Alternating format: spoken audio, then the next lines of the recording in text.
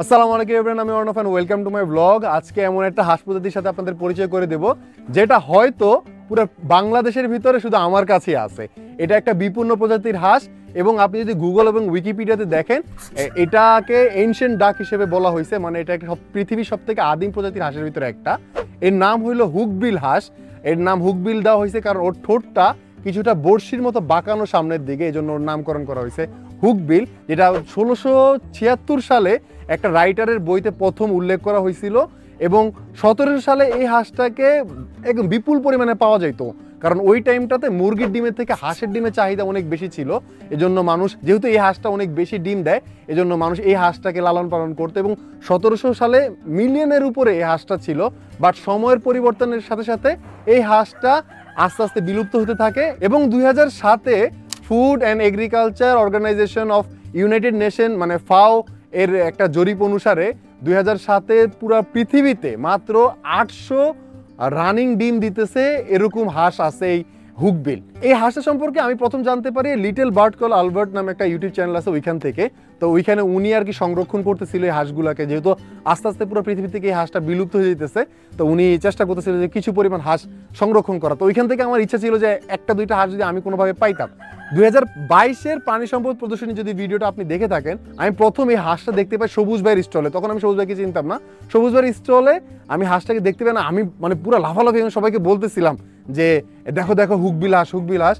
But ওই সময় তো আসলে এই হাঁসটা কেউ চিনতো না, সবাই কেউ ইন্টারেস্টও দেখায় নাই। তো আমি এই হাঁসটা তখন খুঁজতেছিলাম যে আমি কোনোভাবে নেওয়া যায় কিনা, বাট ওই টাইমে আমি নিতে পারি নাই। অবশেষে আমি অনেক খোঁজাখুঁজির পরে ওই পেয়ারটাই, যে পেয়ারটা আমি ভিডিওতে দেখাইছি, সেই পেয়ারটার মেলটাকে কালেক্ট করতে পারছি। ফিমেলটা লাক খারাপ আমার, যে ফিমেলটা সার্ভাইভ করে নাই। আমি ভিডিওটা একদম শুরুতেই বলছি যে হয়তো শুধু আমার কাছে আছে, কারণ আমি যতটুকু জানি যে কয়টা হুকবিল বাংলাদেশে আসছিল তার ম্যাক্সিমাম মারা গেছে, শুধু একটা মাত্র মেলই আছে।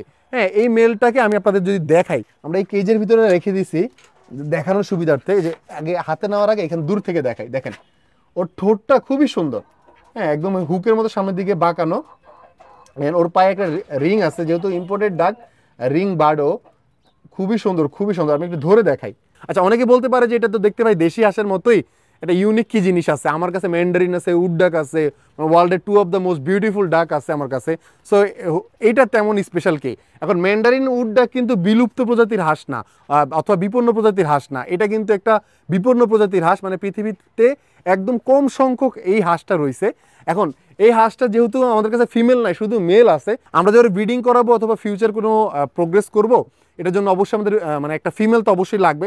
আমি চেষ্টা করতেছি যে কোনোভাবে একটা ফিমেল কালেক্ট করার, অথবা বাংলাদেশে যদি কারো কাছে, কারণ অল্প পরিমাণে কিছু বাংলাদেশে আসছিল, অ্যান্ড ওইখানে যদি কারো কাছে ফিমেল অথবা পেয়ার থাকে, প্লিজ আমার সাথে যোগাযোগ করবেন অথবা কমেন্টে আমাকে একটু মেনশন করবেন। এখন হুকবিল হাঁসের অরিজিন ধরা হয় এশিয়াতে এবং ওর ক্লোজ রিলেটিভ হাঁস হলো রানার, ইন্ডিয়ান রানার। ইন্ডিয়ান রানার হাঁসটাও খুবই স্পেশাল একটা হাঁস, দেখতে কিছুটা পেঙ্গুইনের মতো দাঁড়ায় থাকে, এরকম মানুষের মতো দাঁড়ায় থাকে। তো এই রানার হাঁস হলো এই হাঁসের একদম ক্লোজ রিলেটিভ একটা হাঁস।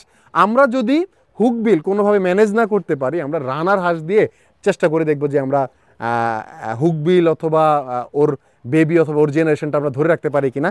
এই হাঁসটার পায়ে একটা রিং আছে, এই যে আপনি যদি দেখেন এখানে, এই যে আপনি যদি দেখেন এখানে 20 লেখা, মানে ওর বয়স হলো 2020-এ। হ্যাঁ, 2020-এ ওর জন্ম হয়েছে, তাহলে এখন ওর বয়স অলমোস্ট 4 বছরের কাছাকাছি। 4 বছর বয়সী একটা হাঁস, খুবই ইউনিক একটা হাঁস। এই যে খুবই ইউনিক ভাই, আমার খুব পছন্দের একটা হাঁস। একটু উইক আছে, আমরা হয়তো খাবার টাবার ঠিক মতো খাওয়াইলে ওর হেলথ আবার ঠিক হয়ে যাবে ইনশাল্লাহ। এখানে ছাড়ে এই আপাতত আমাদের এই যে দেশি হাঁসটা আছে, হ্যাঁ ওর সাথে আমরা রাখবো যতদিন পর্যন্ত আমরা রানারটাকে না নিয়ে আসি। এই যে এই ফিমেলটার সাথে আমরা আপাতত পেয়ার দিয়ে রাখবো ওকে। হ্যাঁ, দেখি যে বেবি আসে কি না। হ্যাঁ, কিন্তু আমার মেইন টার্গেট থাকবে যে রানারটা থাকবে, রানারটার সাথে পেয়ার দিয়ে যে বেবিগুলো আসবে ওগুলো হলো স্পেশাল বেবি হবে আমাদের কাছে। এগুলো হলো সব আমার নিজের রিং, যেখানে অর্ণব অ্যান্ড পেটস লেখা, বুঝছো? অর্ণব অ্যান্ড পেটস, ঠিক আছে? তো এগুলো আমরা এখন আমাদের যে এই সিজনে যে ম্যান্ডারিনের বাচ্চাগুলো হয়েছে সেগুলোকে ধরে ধরে পরাই দিবে একটা করে ধরে। সেগুলো আমার পকেটে থাকে, আমরা একটা করে ধরি, প্যাক করে দিতেছি। বিসমিল্লাহির রহমানির রহিম। ওদের হলো 9 নাম্বার সাইজ লাগে, ঠিক আছে?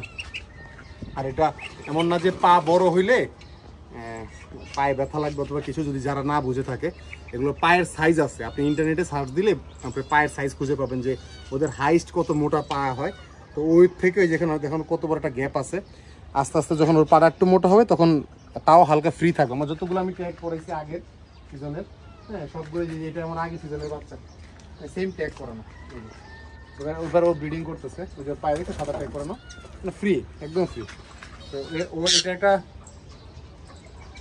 মনে হইতেছে মেল বাচ্চা হবে।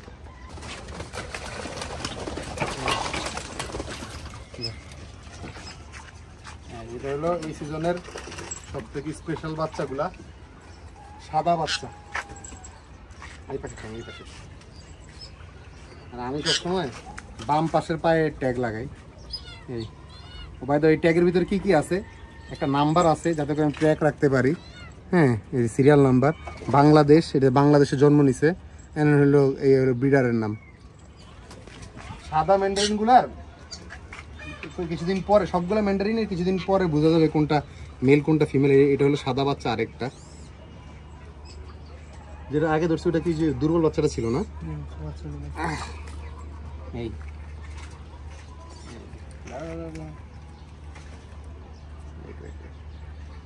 দেখো ওটা ফেদারটা দেখো, এটা হালকা ব্রাউন কালার থাকে।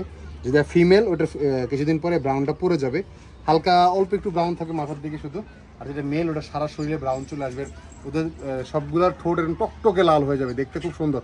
ওদের ছোটোবেলায় কিন্তু চোখ, ওদের কিন্তু চোখও লাল, জানি ভিডিওতে কতটুকু বোঝা যাচ্ছে, কিন্তু চোখ লাল।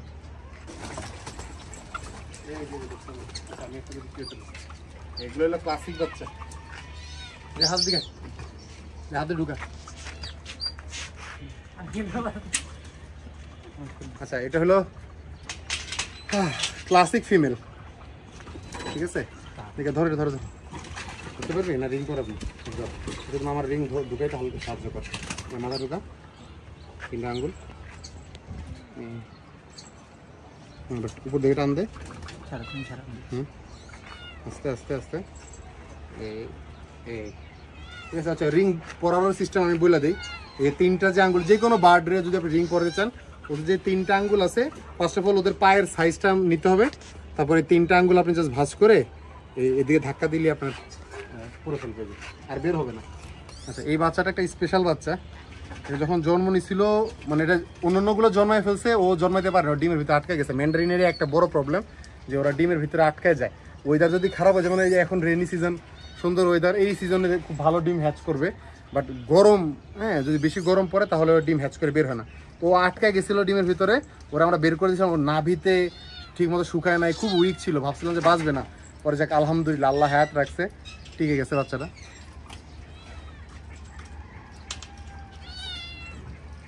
নামাতো নামাতো,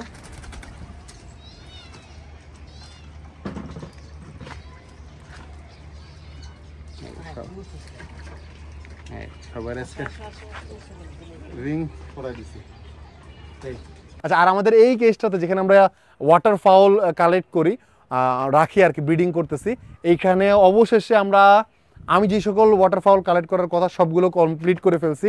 কিছু কিছু আমি অলরেডি ভিডিওতে দেখাই দিছি, এবং কিছু কিছু হয়তো কিছুদিনের ভিতরে আপনারা দেখতে পারবেন।